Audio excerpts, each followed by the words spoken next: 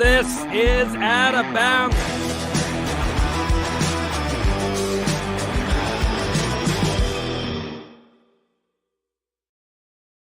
This is Out of Bounds here, another Monday evening. It doesn't feel like evening anymore with daylight savings. Mia O'Brien.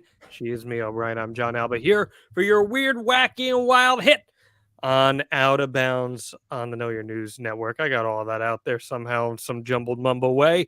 How you doing, Mia? Good. You buried the lead, though. What's the lead? This is the final show of... That's the final show of the my tonsils being on the show. There's before tonsillectomy and after tonsillectomy. Hey, goodbye. BT and AT.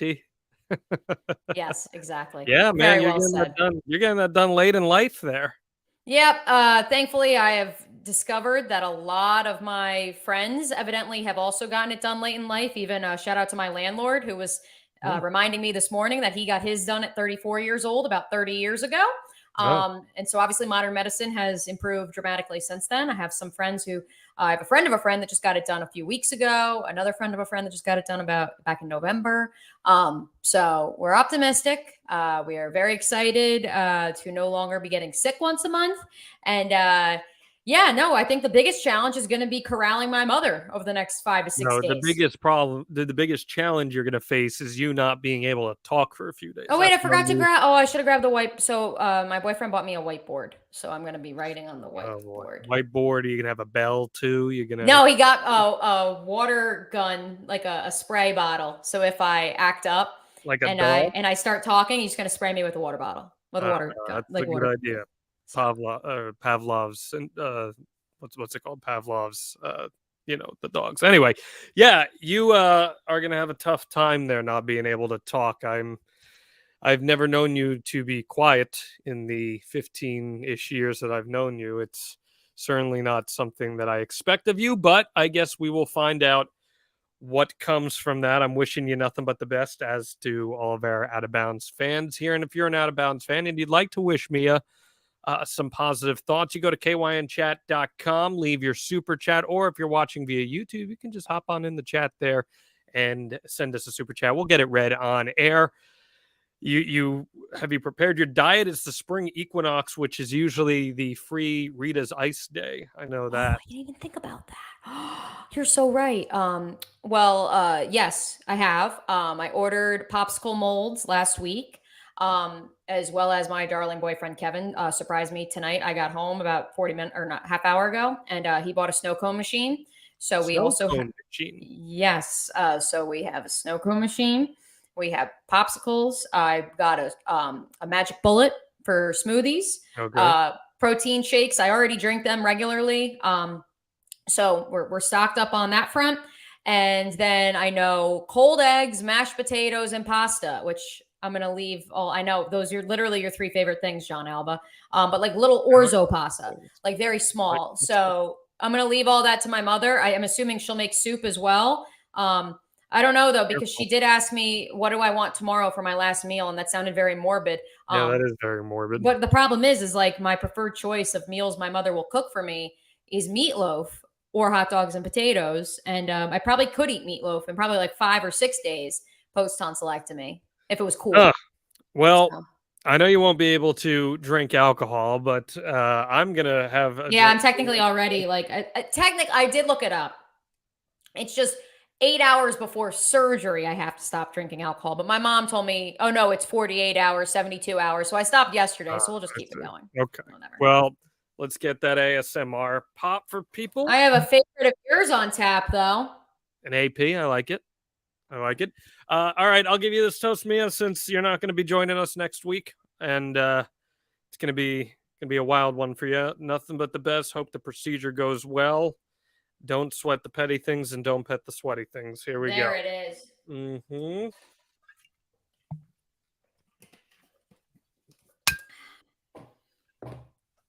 That is the good stuff. Well done, sir. I got to go to your buddy Andrew Badillo's bachelor party down in Tennessee. You're prepping. You're prepping your body. Of that. Yeah, I'm prepping my body because my soul has been exuded from my entity, Mia, due to March Madness this past weekend. It was a wild due to specifically your family, your religion, New Jersey basketball. Take it away, John. Well, Mia, we're looking at Princeton right now. Princeton, a 15 seed. It's headed to the Sweet 16. Fairleigh Dickinson shocking the world by beating Purdue. Furman pulls one off for the ages against Virginia. This was Cinderella's galore in the first weekend of March Madness, the NCAA tournament off to a ruckus start. And we love these upsets, right? We root for them. Parity's great. But at what point, Mia, do we stop calling these teams Cinderellas? Because it seems in the last 5 years, excluding 2020 where there wasn't a tournament, upsets are more common than ever. Now, according to the NCAA, in 28 of the last 36 seasons, there have been between 10 and 16 quote-unquote upsets in the NCAA tournament. The annual average is roughly 12.4 per year. But it seems like we're dealing with an influx right now. So at one point, Mia, do we just abandon the term Cinderella and say expect the unexpected? No, I think there's always going to be Cinderella, John. I think that unfortunately we as a society, whether we admit it or not, we love nostalgia. I'm just the only person that loves screaming nostalgia all the time. But that's the fact of the matter. We are, in the words of one of your favorite lines, how can you not be romantic about baseball? We are a culture in America that loves the underdog. We love the the plucky upstart, crazy, can you believe this fantasy ride story. That's just who we are as a society. And anyone that tells you differently either is an Alabama football fan or a Georgia football fan, which the Alabama football fans have since changed their tune after the likes of 5'10" Bryce Young and Mac Jones and also this basketball run. So that's just the truth. I think that we enjoy it. I think if anything, I think that what we're seeing now, and I think we could see in the Sweet 16, is do you consider a 7th seeded Michigan State a Cinderella if they upset K-State, who truly is a Cinderella because they were picked to finish 10th out of 10 in the Big 12 standings in the preseason? I would say they're more of the underdog story than even Tom Izzo's questionable squad. I think when you're an institution, it's hard to buy into you being a Cinderella just because you're a different seed than you typically would be placed at. I guess what I mean by this, Mia, more so is that it is commonplace now where these underdogs are winning more. And this is not something I'm seeing a lot of people talk about, but let me pose this. Might this have something to do with, as material becomes more accessible for scouting purposes with the internet and advents with analytics, that we might get to see more of these upsets brewing because these powerhouses are more accessible than ever. Tape study is done at a more microcostic, in a more microcostic way than it was done in years past, where even the average YouTuber now can break down a widely available film tape at a moment's notice. I'm curious if there is some correlation between seeing some of these teams get that upper edge because of that accessibility. I think it's even more rudimentary than that. I think it's the advent of the 3-point shot. I think that the fact that we don't It's game changing, you're saying. Right. Well, because if one guy on some little mid-major team gets hot from 3, then it's over. If the other team can't stop him, if one or two players, and if we see it here in Jacksonville locally, I mean, part of why the University of North Florida kind of burst onto the scene when Matthew Driscoll arrived there in 2010 was because he straight up said, we are going to be the birds of Trey. We are going to shoot the 3 more than anybody else. And part of why they've kind of come back down to earth in terms of the rest of the pecking order in the mid-majors and in the ASUN conference is because everyone else now shoots the 3 at the same clip as them. Well, and look no further than the Fairleigh Dickinson Purdue game where Zach Edey is 7'4". Traditionally, a team with a 7'4" player at the college ranks would dominate, but because, to your credit, what you're saying there, the game has changed. Fairleigh Dickinson was able to open up the floor more. Plus, man, this is like a tale as old as time in the tournament. So many good teams don't know how to handle a press. No. I was just listening to another podcast on my drive home, and they have been lamenting for weeks about why is no team in the Big Ten pressing against Purdue until the last 4 minutes of a ball game. They have 2 freshman guards who self-admitted are not NBA prospects, and yet no one is pressing them. So it just took Fairleigh Dickinson and, Tobin Anderson saying, you know what? We already have a plan. We feel pretty good. And everyone, so funny. No, he literally saw what the rest of the Big Ten and the country refused to do. What was your favorite of the upset games this past weekend? My favorite of the upset games. Probably the Fairleigh Dickinson. Yeah. I really enjoyed that. Just because you're clinging and you're just like, come on, let's do it. The defense was amazing. For what it's worth, I also in watching. Sorry to cut you off. Watching FDU versus FAU, I honestly thought not only did FDU have multiple chances, if they don't miss their free throws, if they don't miss a bunny or two, they win that ball game. I firmly believe that. I honestly feel like that Fairleigh Dickinson team, which we're going to dive into in just a little bit here, more microscopically, I thought they naturally, and I know they don't have a player above 6'4", in terms of natural athleticism, more athletic than St. Peter's last year. I would agree. More with fluid on the floor. They were better defensively. The guard play for me, I thought it was better than what we saw last year that made it all the way to the Elite Eight. And so I think that was one. I'm scrolling through my bracket now. There were so many. The Furman Virginia game, the drama in the Furman Virginia game was just. Also, it was the second game of the weekend. And so you're like, how is this happening already? Right out of the gates. Shout out ASUN Pride to Kennesaw State.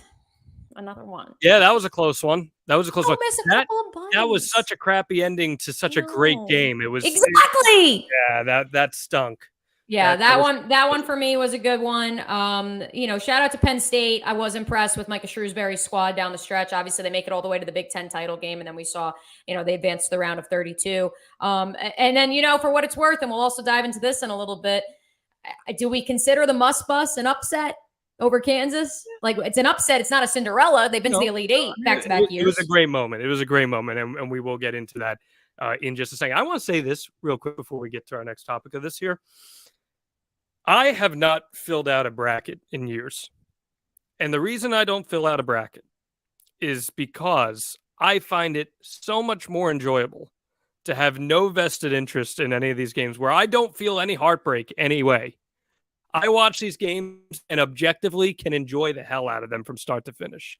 I don't feel nauseous watching any of these games. Like you get that like gut pit feeling when there's a close game and something's happening, but it's like those good butterflies. Whereas when I was actively gambling on these things, I would want to puke every time. But do you consider filling out a bracket actively gambling? I mean, if you're putting money on them. I mean, I fill out a bracket, I give $10. I don't consider that gambling. Gambling. It is, but I think it's more of an entry fee, quite frankly. An entry fee to the game, like to the office game. Because I picked Oral Roberts in all 4 of my brackets and all 4 of my pools. I picked Oral Roberts to upset Duke. And was I upset? Mostly because I came on this program and I went on XL Primetime and I screamed, pick Mac today. Like, that was the reason I was upset. If I wasn't on radio and on television, like, I wouldn't care. Yeah. I'm in it for the joy of it. And it doesn't matter that I just dropped $40 on 4 different pools. Like, it's okay. No, your problem was filling out 4 different brackets, but that's a whole nother conversation. Right, so that's why I said, when you zig, I zag, and I still enjoy the chaos of it all. I don't know. For me, it's as someone who used to fill them out and put a lot of emphasis on, like, oh my God, I'm gonna really go all in here. It has been so much more enjoyable just sitting back, drinking a cold beverage and enjoying these games. And you know what I really have loved doing so much more so?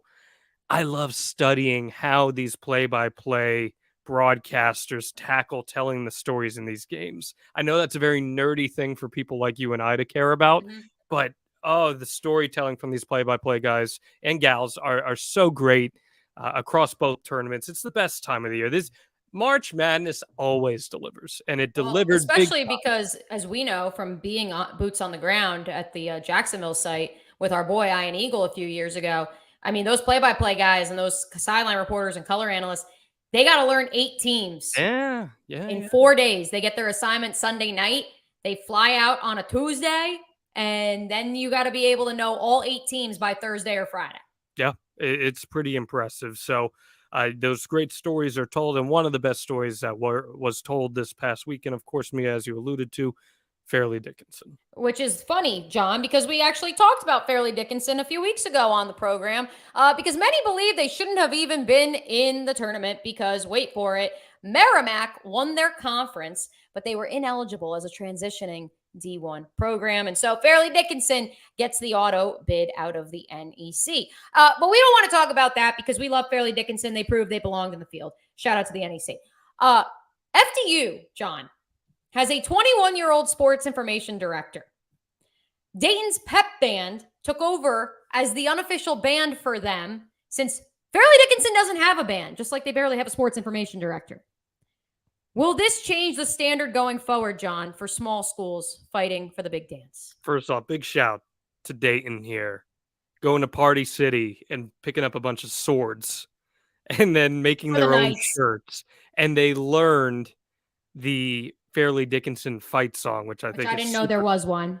Well, they don't have a band to play it, but there is one. So, so cool. That is the magic of March Madness, right? But it does highlight a discrepancy between the lowest of the lows and the highest of the highs in this tournament, right? You have the multi-bazillion dollar programs at the very top, and then you have the likes of Fairleigh Dickinson's out of the NEC that squeak in. And I do think there should be some sort of subsidizing for these lower tier schools to provide them with that similar experience to level out that playing field. Now, there's a lot of charm in what we saw here, but I do think it's somewhat of a disadvantage as well. The bands thing for me, like, it's cool. I love the swords. That's great. But if you remember in Jacksonville back in 2019, for some reason, Yale's band couldn't make it. I think they were like on spring break or studying for midterms or something. And so the UNF band actually played for the Yale band. So that part for me, that wasn't that out of the ordinary. And Yale obviously has a pretty good chunk of change coming in. So that one for me was cute. And it was like, well, Fairleigh Dickinson like has nowhere near the enrollment that some of these other schools do. So that wasn't that surprising to me. I think it does appeal to the nostalgia and the charm we talked about earlier. The sports information director one, though, I do want to talk about because I do think we are already seeing the changing of the guard in that field. Well, sports info director, for those who don't know, is the PR for the sports department. Right. That may be a term that people aren't familiar with. Correct. We're already seeing that changing at the mid-major level. I can speak to the ASUN conference where, historically speaking, most of the SIDs who also sometimes go as athletic communications directors, most of them were older guys. And not only were they older guys, but I even saw in covering the University of Iowa extensively during my time there, while the SIDs were older guys, the media, the in-house media, I should say, the video department. The video department was a couple of old-timey dudes who didn't want to work in news anymore, and they had a pretty schwanky job where they'd travel with the team, and they would film highlights of the games and send them to the local news outlets from 2015 to 2018. Like that's what those guys' job consisted of. And then they'd put out an occasional like highlight reel video, which compared to what they were doing as sports anchors and photographers in the news world was like nothing. It was an easy little job. The University of Iowa has completely changed how they do in-house video now, John. It's worth noting because we're seeing it across the country. Now they're hiring these guys for each team. Each team gets its own videographer, and they're focusing on hype reels and Instagram reels and TikToks, and that is their sole focus, is generating video content that then plays well on social. I bring that back to the mid-majors and the Fairleigh Dickinsons, the University of North Floridas of the world. Here at UNF, they didn't have somebody who was doing that. When they went to the NCAA tournament in 2015, they didn't have an in-house video person. Now they have 3 full-time employees whose job, just like at the University of Iowa, is to create hype videos, Instagram reels, videos that go up on the Jumbotron, that sort of thing. And that's at a school that is a low major D1 in the ASUN conference. And so to that point, while I don't think Fairleigh Dickinson has the enrollment or budget that the University of North Florida does, I do think we are seeing where a lot of, I don't want to say the dinosaurs are getting pushed out because that's not really fair to the dinosaurs. It's an insult to the people, the animals that died millions of years ago. the fact of the matter is we are seeing younger blood coming in. And so I think this is a good thing that you have a kid. Yeah, who's a but it's junior. also a one-person department. And that's, Right, but I think it's going to change. I think now hope Fairleigh so. Dickinson is going to get so much money and publicity I for hope making so. I hope NCAA that's- tournament. but And you're going to again- see change. You saw with St. Peter's last year. Sure, but again, it brings the question, should there be some sort of subsidizing here for some of these schools to cover some of these costs to help bring them up to that level, which I think is a fair argument that you can make. A shout out to Jordan Sarnoff here, the sports info director, a graduate of the same Iron Eagle Bruce Beck program that you and I tipped our caps The OG to. program, too, not the new iterations either. Long back Love in the day. We love to see it, but 21 years old, a junior getting it done. I just think it's something that it's a great opportunity for him, for what it's worth. The NCAA has so much freaking money. March Madness brings in so much freaking money. There's got to be a way to level out that playing field just a little bit. Does that maybe take away some of the charm and some of the story? I don't know, maybe. But at the same time, I think it's important to provide a fair experience across the board for all the teams that are involved. But I want to continue with this particular game because for as great as this Florida Atlantic Fairleigh Dickinson game was, one that Florida Atlantic did win by the skin of its teeth, 78-70. Really, really unfortunate ending. Elijah Martin got a little carried away in the final seconds of this one and attempted a fancy windmill dunk with less than 5 seconds remaining, and he didn't make it. Listen, I'm seeing this on the surface level, Mia, and I'm saying this is an all-time Bush League move as far as I see it. I get it. He's a college kid, but you have to understand the moment. What say you? For argument's sake, I will say this. Florida Atlantic had just punched its ticket to its first ever Sweet 16. Very exciting. So in a vacuum, it's cool. However, FDU but he missed it. They just called off the dogs.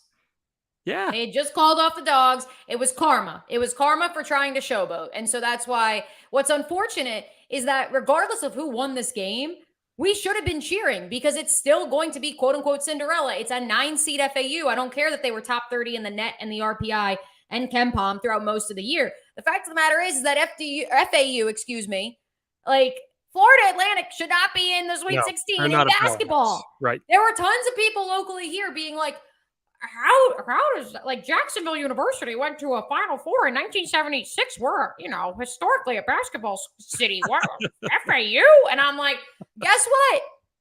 They invested the money. They hired a former Florida assistant and they got dogs. And that's what's upsetting for me is now that kind of stains this FAU run. And everyone's like, the bullies on the block. They already were trash talking FDU in the pregame. They were. Like, whatever. Like, okay. They're ready to go home. It's like, what?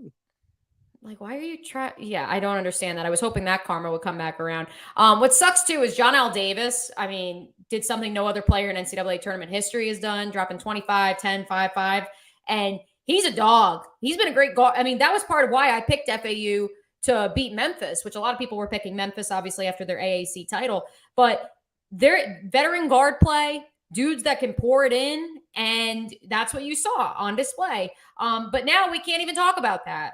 Although they are playing Tennessee. And so I guess that's the only saving grace is that people don't want to root for Tennessee because Tennessee. So, maybe that'll save them. I think it ruined the theatrics of the moment because you were getting a standing ovation for both programs at the end of that game. You're giving FAU the kudos for moving on, and you're thanking FDU for 2 amazing outings in this tournament, and you get this happen at the end. And those were thunderous boos. The boos were real. Yeah. And they were playing that game in what? In Albany? That was Albany. So, listen, I understand there were probably at that point in time. That might have been Columbus. Oh, you're in Columbus. They were in Columbus. So, yeah, all the more reason. At first, I thought they were in Albany, but they were in Columbus. If they were in Albany, you would have more FDU fans there. Yeah.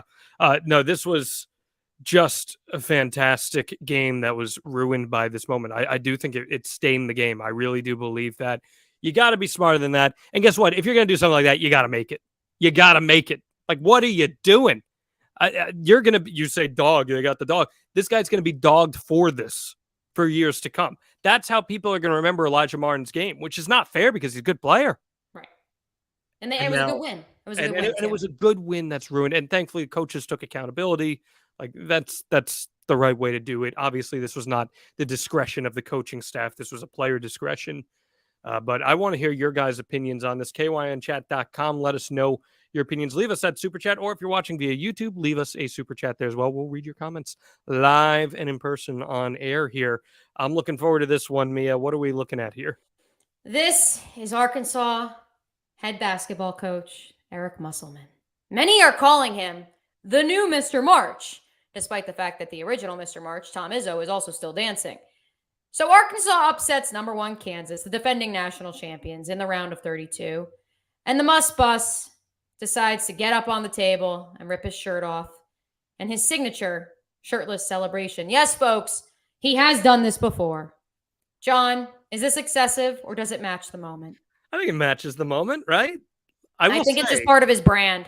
He is remarkably smooth. There is not a lick of hair on that chest. It is actually fairly impressive. I'm not going to lie. All right, Mia. Here's a great picture here. All right, great picture. If this were a meme, what is the caption? So I was trying to play around with like the Muss Bus stops here, or leaving it all out on the court. Something like that. I was workshopping a couple of those. I got one here. Ready? When the boys are back in town starts playing at the bar. That's a good one, too. I was going to say bearing it all for Des Moines to see. Come I on. love all the memes or the videos, the GIFs of the hogs running. I do enjoy those. The running of the hogs. Wild hog. I love this. I think this is matching the moment. Now, it's interesting that we have these two categories back to back here. Hello, Zach, in the chat. We have these two categories back to back here because we're talking about an excessive celebration. Now we're talking about another excessive celebration, but they're also somewhat different. What's your take on it? This is a recruiting tool. A recruiting tool. Yeah, I do. I honestly believe Eric Musselman has just taken on this persona who, I think deep down he also is, and he's just authentically his crazy ass self.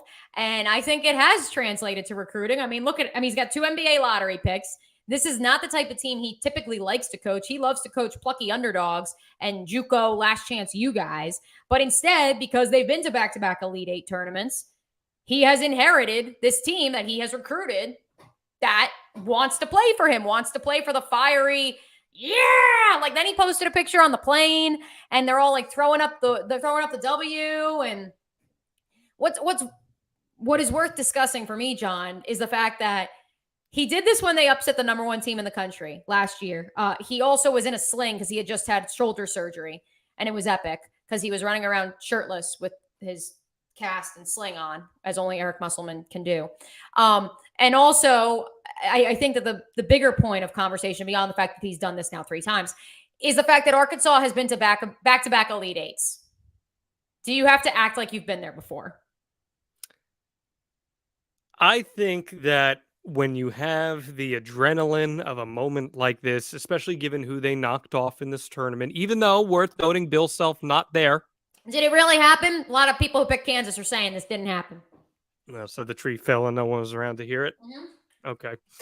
I'm not going to say that. I'm going to say it did in fact happen, but I understand the argument where you're saying to yourself, maybe we didn't get this team at 100% because coaching is a big deal, especially when it comes to pressure time in the NCAA tournament. Like that is a significant disadvantage that you're at when you're man in charge. Not to say that your entire coaching staff isn't there all season. Of course they are. But, Bill Self is a Hall of Fame caliber coach. We're talking about somebody here who, built a Titan in college basketball. So I get that argument. I'm all for match in the moment. I think the energy's there. If this becomes like his gimmick and it's something that he does, here's the pushback on it. You got to be prepared that when it comes back and blows back in your face, someone else might do it to you. Oh, yeah. And that's where I think it's going to be interesting because he's going up against a pretty fiery personality in Danny Hurley. I hope it's some like Rex Ryan. I hope they both rip their shirts off in the Sweet 16. I just want the content. And listen, the Musselman is king. And then you consider the fact that Sam Pittman is the football coach at Arkansas. And listen, we're going to get to Ole Miss in just a little bit. And I think Ole Miss has one of the best casts of coaches going right now in terms of sheer content. But listen, Eric Musselman can coach. To your point about Bill Self, I mean, he literally benched his best player, his best NBA prospect, Nick Smith, because he was a turnover machine. And he plays another guy to run the point, to run the show. And he says to Nick Smith, you got to sit next to me. And we saw what happened. I think it's great, but I also say reap what you sow at the end of the day. This one, though, this topic this one stung. This one hurts my heart. This one has been pretty damn controversial in the sports stratosphere today. That right there, Ed Cooley did one hell of a job with Providence in the past few years. He is leaving Providence to take the Georgetown job. And you say to yourself, okay, well, that's just a coach leaving for another school, right? Not so much the case. Ed Cooley is born and bred Providence, from the area, lived there pretty much his entire life. He prided himself on building the program as the homegrown coach, and then he leaves for a school in the same conference, the Big East. And you're saying to yourself, well, that happened fast. Let's burrow into this even further. This move happened today. His home in Providence is already on sale on Zillow. Some forecasting there, Mia. Yeah. Is this as big of a deal as people are suggesting that this is? We're no longer tracking planes, John Alba. We're tracking Zillow. We're on Zillow, right? Is this as big of a deal as some people are suggesting it is? Yes, it is, because Ed Cooley is literally leaving his hometown to seek a bag. I mean, and like, it would be one thing if he was like, I understand Georgetown's a blue blood, although they haven't been relevant in most of our 20s and 30 years. So, therefore, like, I don't know, like, in theory, in a vacuum, it's like, why would you go to Georgetown? But I understand they are one of the original Big East powers. They are a name brand. You would be succeeding Patrick Ewing, the heralded son that couldn't succeed in turning that program around. And so, listen, I understand the allure, but at the same time, you're going to be competing against the same conference. You're going to have to go against your old team at least twice a year. Well, like, what difference? What sort of it? I mean, outside of the payday and the name brand, what sort of difference is there? You don't think those two things have a lot of merit? No, I think they do. But at the same time, like, I also, like, I don't know. He literally stabbed his hometown in the back. Sports and capitalism go hand in hand. There's a lot of money in college basketball, especially when you're a legacy program like Georgetown. If you were from Jacksonville, Florida originally, and you've been there for years doing your broadcasting thing, then all of a sudden, another station that is in your same company, owned by the same company, but in New York for a much higher paying gig. Boom, boom, boom, but there it is. New York. It's for a better job, though. It's in the same network, but it's for a better job, for more money. I don't know. I had offers to go to Indianapolis and Cleveland, and I didn't go there. But again, I don't think that's apples to apples. But my point here is that who are we to say that someone should turn down a pretty damn big payday? Right. Who are we to say? If this is all built on capitalism, which everyone likes to remind us about all the time, then who cares? And as far as like this whole, because this has been the bigger part of the discourse, the interconference moving. Right. Man, these aren't the days of your mom, pa's Big East. The Big East disbanded for a hot second and then came back. It was going to be called the Catholic Seven or whatever for a brief time. Right. Then it came back together. So we're not talking about legacy Big East. We're talking about diet Big East. Big East West, if you will. Mia O'Brien, okay? I have no problem with this. Does it stink that he's leaving his hometown? Sure, it does. But this is the business. And it is a business at the end. I'll say this much, John. I will say this. Like, here in this town, Arden Key, who signed a 1-year prove-it deal with the Jaguars last year, has now left to sign a 3-year, pretty lucrative deal with the Tennessee Titans, the Jaguars' hated rival. And people in this town feel like they have been stabbed in the heart. And this is a guy who only played here for a year and then said how much he loved the town and he wanted to stay and blah, blah, blah, blah. So that's the only reason I look at Ed Cooley and I'm just like, dog, if like people in Jacksonville are that broken up about Arden Key, how do people in Rhode Island feel this morning? You also have to understand this too. Sometimes you've reached a threshold on how far you can take a program. Ed Cooley's been there a long time, and you reach that limit of how far you can go with something. So I understand where he's coming from. I'll play the devil's advocate, even if people don't want me to. I will, because I get it. Now, I think part of it hurts too for them, because it's kind of, in Rhode Island, you're kind of in that bubble, right? Like, it's a small state. There's a lot of pride. And I mean that respectfully to people from Rhode Island or who have gone to those schools. You are very all encompassed by this, right? So I think when someone leaves, it feels more personal. Yes. Feels a lot more personal Right. than, say, Patino leaving Iona to go to St. John's. Were you rooting at all for Patino to go back to Providence? Because I was. Oh, yeah. Who says you can't go home, Bon Jovi? Yeah, I wasn't in on that idea. I figured St. John's was going to be the path for. No, but it's worth exploring the conversation and the side tangent, because I brought it up on my show today on XL Primetime, and the boys were like, well, he could go back to Kentucky, but he couldn't go back to Providence because he's taken Providence as far as Providence can go, which is a Final Four. And all he could do is tarnish his legacy. And I was like, so then what about Kentucky? And they're like, well, he ran him out of town in Kentucky. So he'd be welcome back, a welcoming hero. Yeah, I get that. But instead he goes to St. John's, to where, to the point about Ed Cooley, where maybe the ceiling at Georgetown is higher by nature of the name brand. What are the expectations of St. John's? I have no interest in seeing Patino get another major program hire at this point in his career. Right, but so what does he do? Is he just hanging out, retirement job? At St. John's, St. John's used to be a household name in college basketball once upon a time, a long time ago.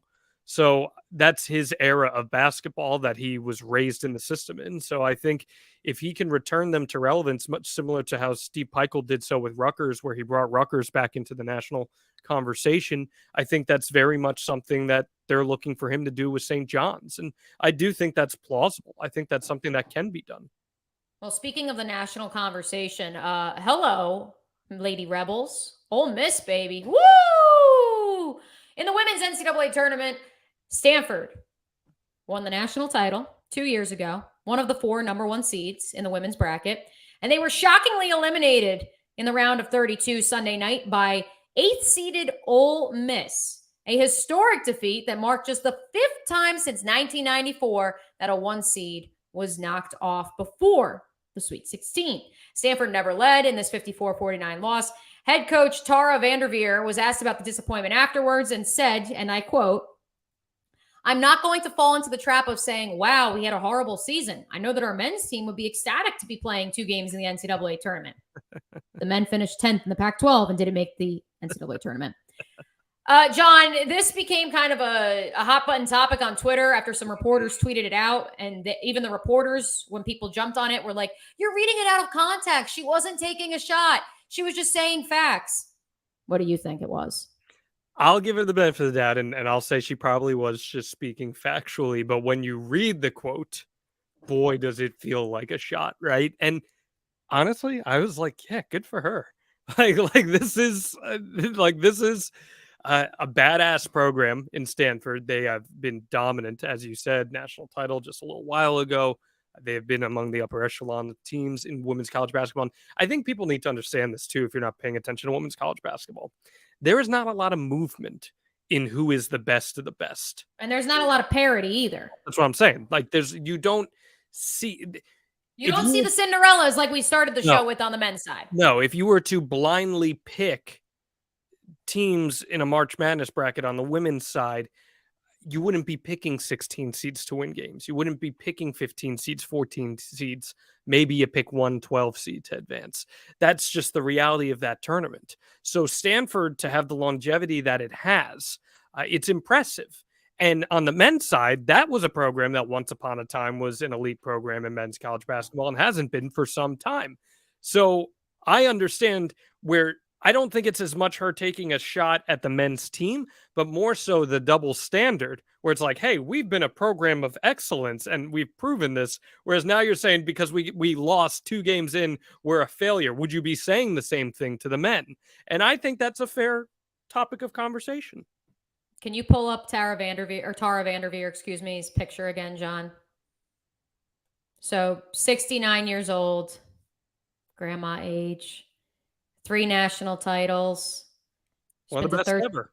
13 Final Fours, 14 Pac-12 championships, 27 Pac-12 regular season championships. I mean, at this point in time, the $1 million question is, if Gina Auriemma had said this, what would the reaction be then? I know it's tough because UConn's men's team is now relevant again, but for a little bit there, they weren't so relevant. 100%. Again, I think it's double standard to a degree. And I have no problem with her saying this, whether she meant it as a dig or not. I think that it does poke the bear on the conversation that you need to have sometimes and say, well, would we be saying the same thing about the equivalent program? Man, you talk about Cinderellas on the women's side. We don't see a lot of them. We don't. But there's one you were paying attention to. There was a good one once upon a time. Them 12-seeded Quinnipiac Bobcats knocking off Marquette and Miami back in the day. Moving on and played UConn competitively. That was a hell of a day. Let me tell you. Give flowers to the Princeton women's team that also. Yes, no, I do. I do want to give the flowers. I do want to give the flowers to the Princeton women's team. So cool that Princeton, of all places, Princeton, proving once and for all, me O'Brien, that brains are in fact better than brawn. And that's why you don't see me pumping iron every day. I'm pumping this iron right here. The mental fortitude. I'm about those. I did lift this morning. My arms have been in pain all day. So yeah, you're in pain and I'm not. Because I didn't lift today. Okay? I do want to give a shout out too. We almost had 2 12 seeds winning in the women's tournament. Because actually we already did because Florida Gulf Coast did win. But the Drake men and women both making the NCAA tournament. Again, like Princeton, like outside of those 2, how often can you say that mid-majors, both the men and the women, both won their conference tournament and earned an auto bid? And the Drake women hung tough with Louisville. And unfortunately, they don't make enough bunnies at the end. And the men's team falls to Miami. They let a lead get away after Miami had a slow start. And so, but I think it's good that, you are seeing these mid-majors on the women's side in particular, at least being competitive. Because like we said off the top of the show, in the men's side, we see Cinderellas. We see those mid-majors competing. We really don't, historically speaking, on the women's side. I mean, when you're for example, they don't count, and I'll get to why here in just a second. But on the women's side, when you draw Florida Gulf Coast, right? Most people hear Florida Gulf Coast and they think slam dunk you back in 2013 when they made the Sweet 16 on the men's side. The fact of the matter is, Florida Gulf Coast on the women's side has won their conference tournament 12 straight years. Yeah, they're a power. The fact that they were a 12 seed, poor Wazoo. I would be pissed if I see the bracket go up and I see Florida Gulf Coast. Yeah, they're a power. They consistently have been one of the best mid-majors in the country, year in and year out. This has been a fun conversation about basketball. We did pretty much this whole show on basketball, but we got to talk about this right here because this was I know this one hurt you. Even as a Yankees fan, this one hurt you, John. This is just wild. Well, it's like, are you hearing Narcos playing right now?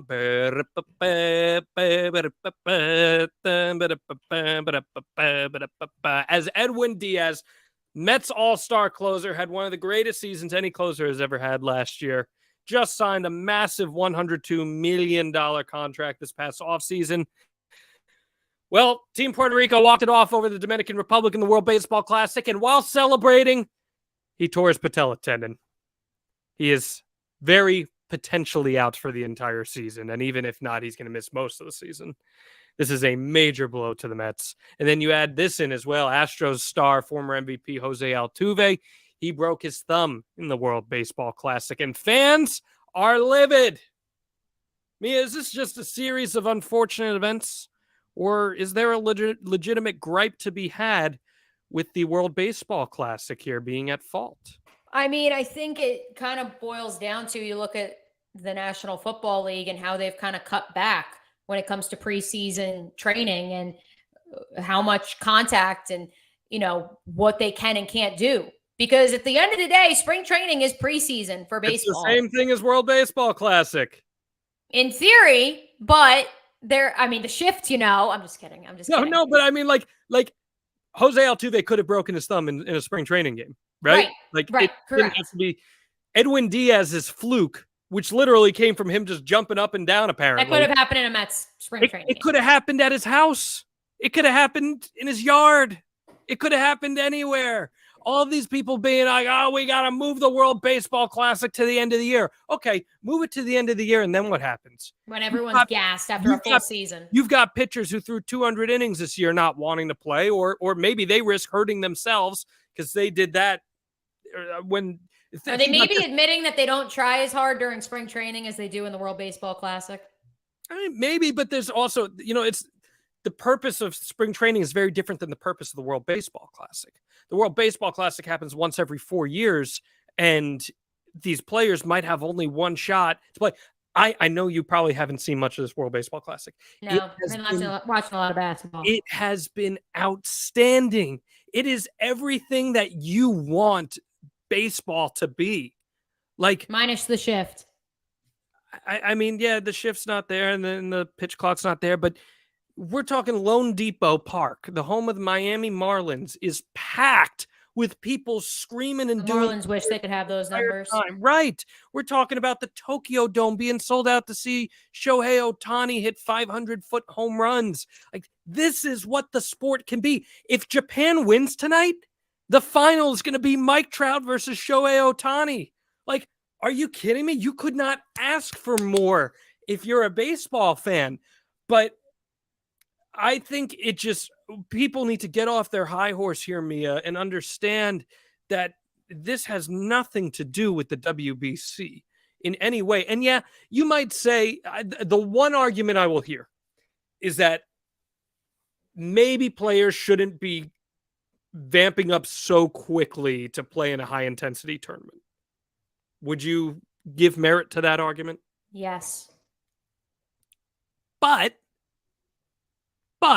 you could start spring training earlier. You could start working out earlier. You could start doing that. And you could also argue that the players who play well in the WBC might be more ready for the season. Well, that, but also now I'm curious, are we going to hear in like 2 months that, oh, well, this pitcher's arm is shot because he was pitching in the World Baseball Classic? Yeah, and it is important to note, like, there are pitch limits in the World Baseball Classic. Like, pitchers are only allowed to throw so many pitches per appearance because of that, and there's mercy rules in it. So it's not like they're just throwing them out there cold, like you might get a 13-2 final, but the game ends in 5 innings, so like I'm okay with that. I think this is great for the sport. Like, when you think of these Latino countries, you think of Japan. For the most part, baseball is a sport that comes to mind. Some of these Latino countries, you might say soccer, which is fair, but baseball is so embedded in that culture in a way that no other sport is. Baseball is looked at as a way out for so many of these players, and this will be their one shot to compete on that stage.